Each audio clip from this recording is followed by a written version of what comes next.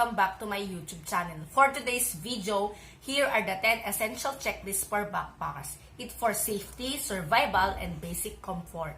So, before watch this video, please click subscribe and hit the notification bell for more upcoming videos. So, let's get started. So, number 1 is navigation. We use map, GPS, or compass to know the direction of place to know. So, number 2 is sun protection. So, sun protection, it can maybe sunscreen or lip balm. And we use sun glasses. So, number 3 is insulation. We use rain jacket for extra cold condition or extra layers for cold condition. So, number 4 is illumination. So, illumination, it can be headlamp or flashlight. We use extra batteries because if night, hindi natin magagamit yung flashlight kasi, di ba, low-bat yun.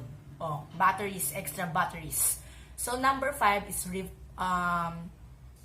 first aid supplies. So, it can be first aid kit. So, examples of first aid kit is alcohol, cotton, band-aid, and others. So, number 6 is fire. So, it can be fire starter, mga matches or lighter. So, number 7 is repair kit and tools. It can be mattress for stove, knife, and others. So, number 8 is nutrition. So, we have two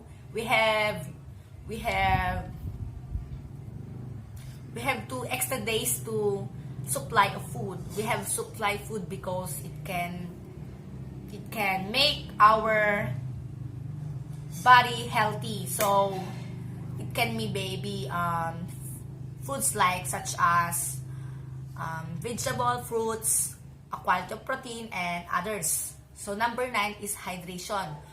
We use hydration because we have carry a water container or water treatment system.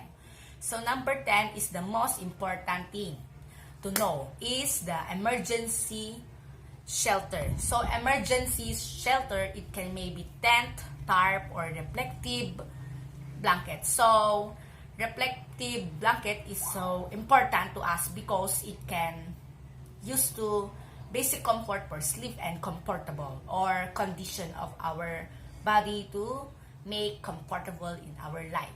So, if you like this video, please click or like and share and comment. So, thanks for watching, guys.